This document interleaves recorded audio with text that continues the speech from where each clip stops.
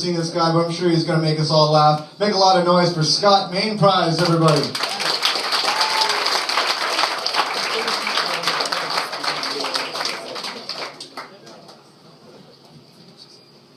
Hello. So I have to apologize. I'm a little rattled at the moment. I just spent the afternoon in the hospital with my grandmother. She called me this morning and said she had to go immediately. And when you were older than time, that could mean anything.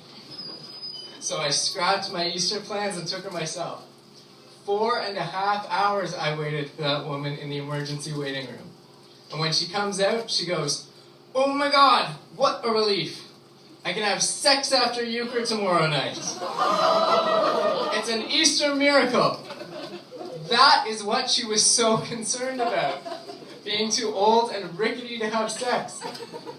Now I am so concerned that my 92-year-old grandmother is having more sex than I am. She loves it. It's fucking ridiculous. But all that time waiting gave me a chance to catch up on the news. It's nice to see that Dennis Rodman is back in the news, isn't it? Vacationing in North Korea with Kim-Jong Un, no less. I don't know who decided to make Dennis Rodman an international diplomat, but I am fucking on board. He has such a keen sense of observation. Like when he said, "Kim Jong, he ain't so bad." The next day, Kim-Jong Un declares war on South Korea, pisses off the entire world. Good call, Dennis. Well played. But no, it's nice to see that Dennis Rodman has pulled his personal shit together. From those bygone days when he used to dress in drag, marry himself in Central Park for the cake. My lesbian father won't even pull that shit.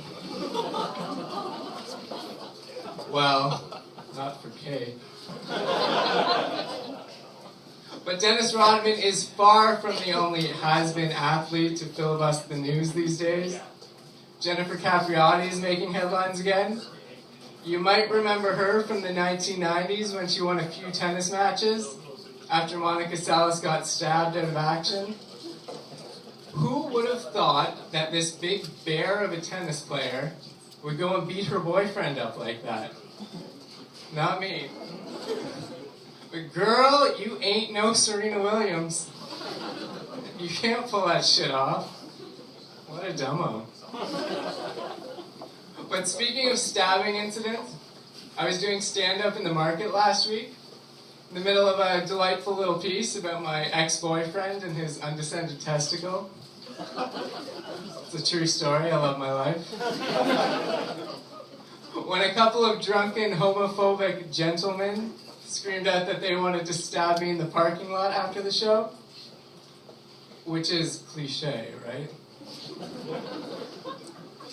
But what can you expect from two guys wielding mullets and wife beaters as their weapons of choice?